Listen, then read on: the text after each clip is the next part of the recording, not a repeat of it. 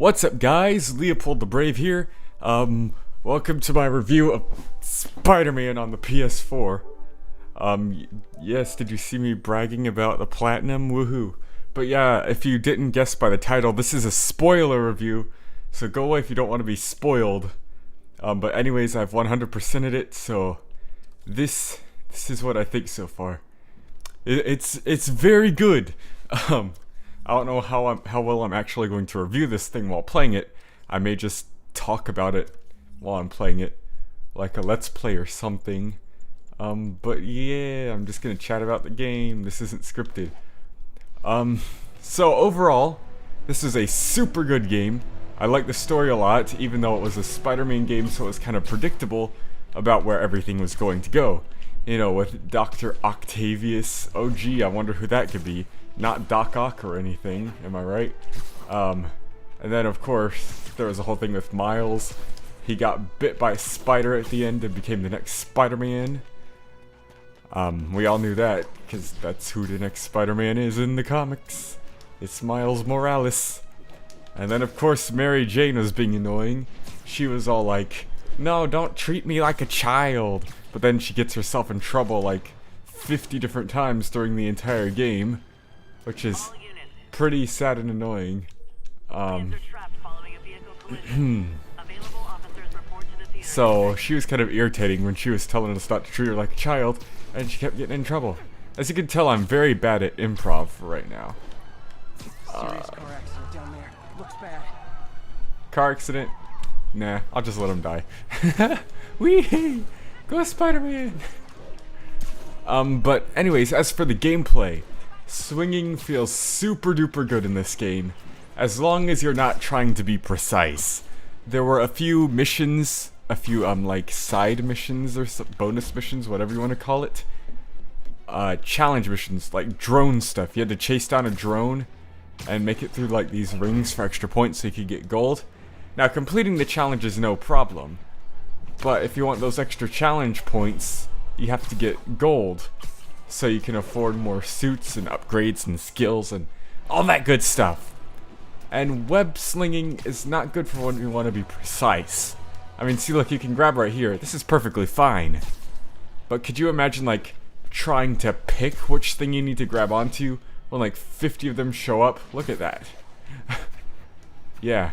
So during the challenges, when I was trying to go through the little colored rings and stuff, it was pretty difficult to latch onto the right thing.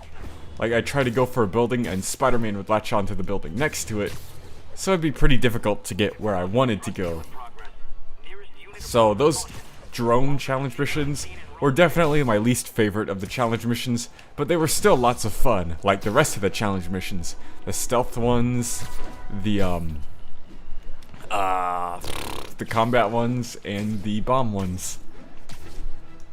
Speaking of missions though, there were also side missions in addition to the story mode missions, and they were all very good and super fun. You got to play as Miles and Mary Jane at some points through stealth missions as they sneak through and explore places, and it was really cool.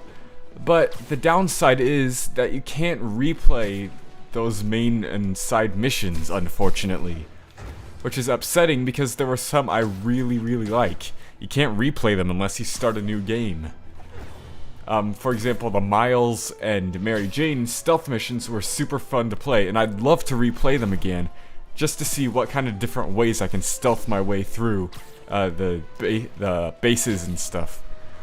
But unfortunately, it looks like I'm not going to be able to do that. But there is tons of stuff in this game to do. Don't be fooled by how fast I completed it. I just have no life whatsoever. Oh, and the water. Okay.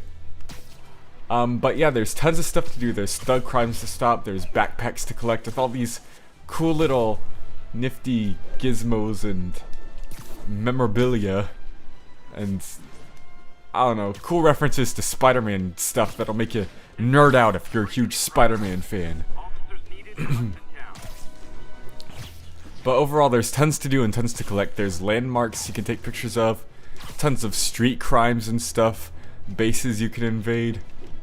And there's special like environmental missions that Harry Norman, or no, Harry Osborn. Whoops.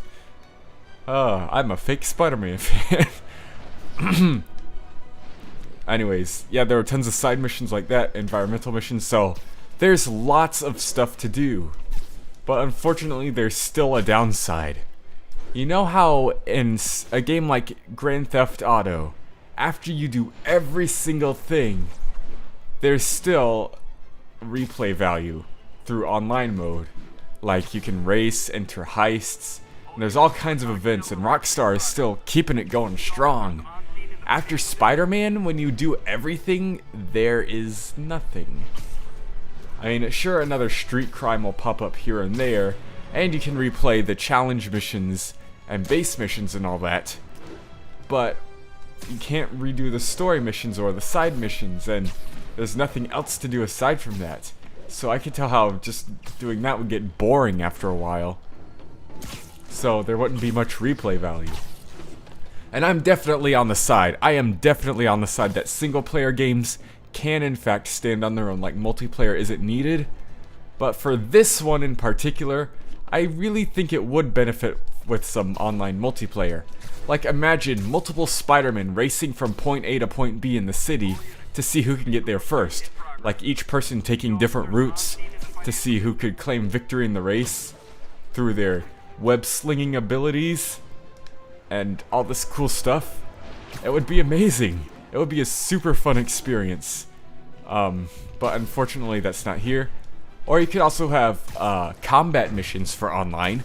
Like, put 2 players in a group of 100 enemies, and whoever defeats the most by the time all the enemies are defeated is the winner. Or heck, you could just have Spider-Man fight each other. I mean, with the fights with Taskmaster, it proves that Spider-Man's moveset can work on himself, and he can fight with himself. So it'd be pretty interesting to see what kind of stuff could come out of multiplayer for this type of game. I just feel like it's a huge missed opportunity, and it really cuts back on the replay value because of that, which is unfortunate because this is a fantastic game otherwise. But since I spoke about combat in this episode, combat also feels super good.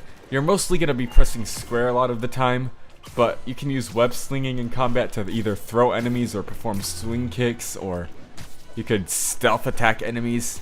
Just all this cool different way you can take them down. But for the main combat, you're mainly going to be smashing square and triangle and all that. But of course, you can shoot a bunch of webs. You got a bunch of really cool web gadgets to trap foes or make them float in the air, or zap them and electrify them. I feel like there's a big point that I'm missing. There's something I really wanted to talk about. The suits maybe? I don't know, I'll think of it later probably. As for the suits are super cool. There's tons of them to collect, like this vintage comic book Spider-Man. The one I'm using, this is my favorite suit, I love it so much. But there's the white spider suit, the one that's displayed in promotional material and all that. There's a torn suit from the beginning of the game. There's the fixed up version of that torn suit. There's this sneaky, stealthy spider suit. This neat little casual looking one, I guess. This black and yellow one. Sorry, I can't read the tiny text on the screen. There's this neat blue and black one. I like blue and black color schemes, so I like that one a lot. And then there's the Spider-Man Homecoming Stark suit. Super cool. I use this one for a lot of the game. Then there's this Negative Spider-Man. Mr. Negative got his hands on Spidey. And then there's this red and black one that looks super cool. Looks like it's very bulletproof. And then there's this punk one with a mohawk that I find hilarious. Look at his shoes! And then there's like this wrestler masked one. There's this really cool one. I really like it. I haven't used it for some reason. Then there's this green and black one. I like that color scheme too. There's another red and black one. Then we got this one with spikes on it that looks super neat. And then the Iron Spider. Oh, let me select Iron Spider real quick. Iron Spider is so cool. I think this is the one I used throughout the majority of the game. Like until I got the Stark suit. And then I went to the vintage comic suit. but this one is definitely the one I used most of the time. It was one of the first suits I unlocked, and it's so cool. I love the Iron Spider suit. Can't wait for Infinity War Part 2. Let's see. Back to suits. And then after that, you got this shiny, cool, glowy one. Then you got this other shiny one. It's not glowy. It's just very, very shiny. And then you got Sans from Undertale.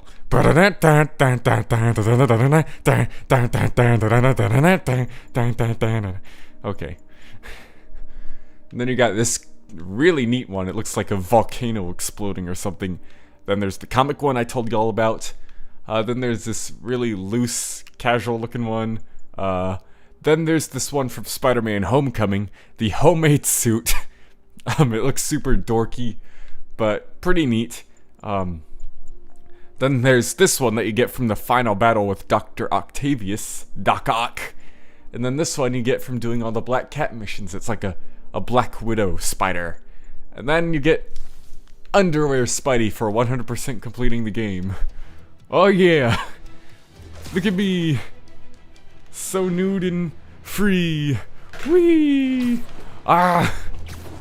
Hello, New York City, Manhattan, wherever this place is. I don't know, I live in Georgia, nowhere near here, so I know nothing about the geography of this town. Woohoo! But overall, this is my review of Spider-Man. I don't like giving review scores anymore, but if I had to, it would be a 9 out of 10. The reason for it's not a 10 out of 10 is because, again, there's a huge missed opportunity with multiplayer potential. Like I said, tons of single-player games do not need multiplayer. Single-player games can still thrive in today's gaming world, and single-player games can still do great, like Zelda Breath of the Wild and all that. There's tons of great single-player games out there that can stand on their own, but Spider-Man, I feel like this really would have benefited with some neat multiplayer, and maybe we'll see that in the future. Hear that, Insomniac Games? Get some multiplayer for Spider-Man and it'll be a 10 out of 10 for me. Hope you guys enjoyed. 10-10. Witness called in a narcotic fail.